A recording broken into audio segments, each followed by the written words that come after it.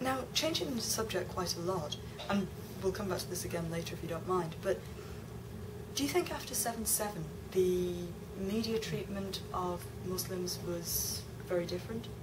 Yeah, I've found, you know, the portrayal in documentaries and news coverage, you know, has been, you know, pretty biased. Yes. You know, a lot of stuff seems to be sort of taken out of context, or the kind of setting these documentaries with sort of background of streets with a lot of Muslims on it and sort of sinister music.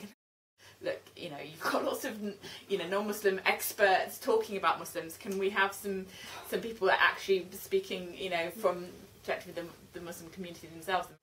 In Islam, is violence in the name of Islam ever truly justified? Self-defense, Okay. you know, is justified. You know, defending yourself against occupation, against attack, against invasion, and you know, and if this country were attacked, you know, as Muslims, it would be our job to help defend it.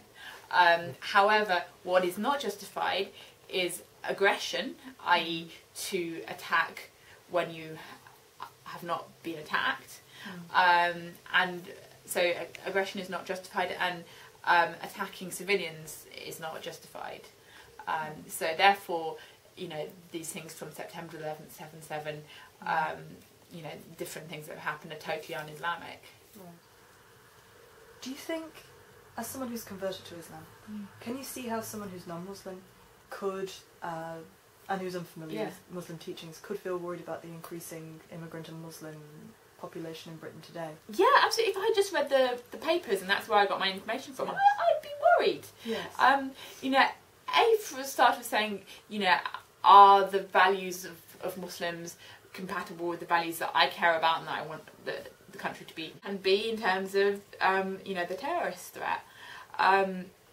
So yeah, you know, the way it's portrayed in the media, and also sometimes I think, you know, we don't do ourselves any favours, you know, and there are genuine problems within the Muslim community as within any other community, but what makes it harder is a community that feels under siege finds it very difficult to be self-critical. You have to be self-confident to be self-critical. So, you know, there are within the Muslim community problems of so-called, you know, honour killing, you know, domestic violence, as there are in other communities.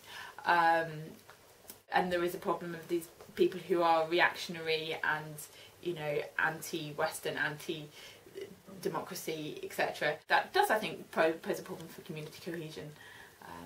Had a lot of very high-profile anti-terror raids and arrests and operations, a lot of the time where people are then, you know, quietly released without charge, but that doesn't get reported in the same way.